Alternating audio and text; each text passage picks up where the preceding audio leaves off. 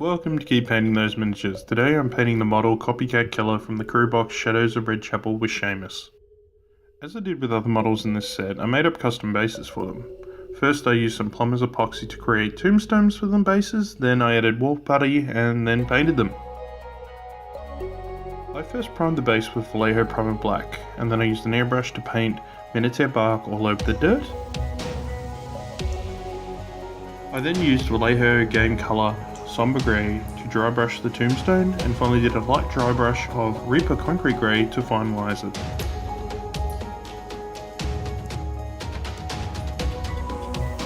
For Copycat, I primed him with Vallejo Primer Black. I started by airbrushing the bag with Minotaur bark. I then airbrushed the top hat with Minotaur Basic Grey. The final part I airbrushed on this model was the coat, and I used Minotaur Lagoon Blue. I then painted the skin and the entrails on the saw with Reaper Caucasian flesh. I really wanted to get some more paint on the bottom half of the model, so I tried the scissors and the saw with army painted gunmetal.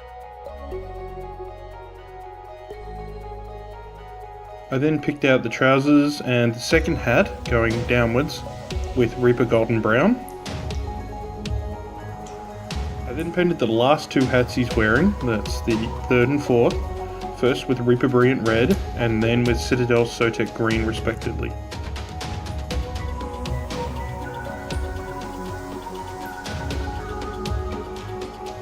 I felt the entrails on the saw weren't gory enough, so I added Vallejo Game Color Squid Pink and felt they came up quite nicely. I also added the pink to the bow on his top hat. I was really confused about his hair. I wanted it sort of leprechaun green, but I wanted it to also be bright. I tried Vallejo Game Color Livery Green. I didn't like it, so I ended up changing it.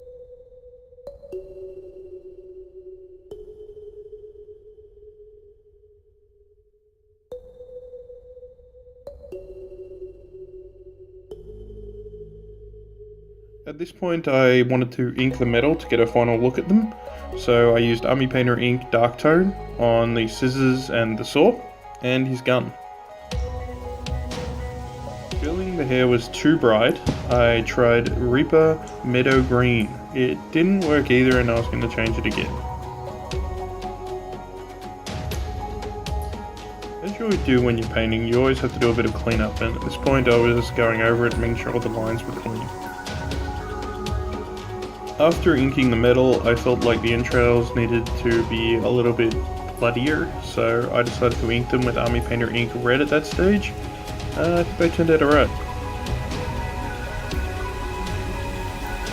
Still playing with the green hair, I darkened it up with Vallejo Game Color Heavy Black Green. I think this was probably the colour to use, and it appeared to work quite well. At this point I assembled the bottom and top half into one model. I had them separated pretty much so that I could get access to the underside of him. I had a lot of dark colours on the model and I wanted to lighten it up. For this I used P3 Menoth White Highlight and I dry brushed it to bring out all the raised sections, knowing that I'd ink a lot of them back down again so it'd end up with more contrast. Here I am inking the skin with Army Painter Ink Dark Tone.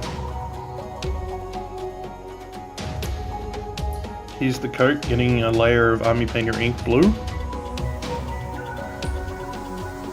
I also used the Army Painter Ink Dark Tone on the pants and on the coat. I didn't use a lot, I just used a little bit to accent them. The final piece to ink on this model was actually his purple bow on his top hat. I used Army Painter Ink Purple.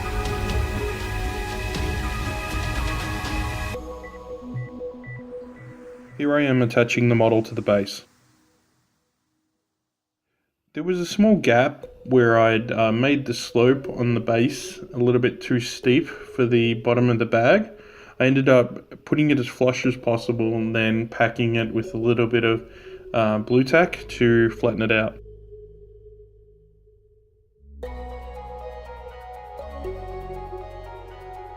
And after I was ready, I painted the blue tack down with Minotaur bark.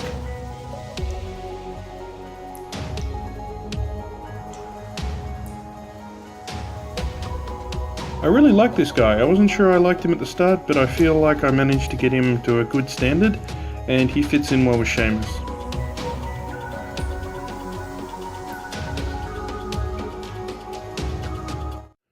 Keep painting those miniatures, people.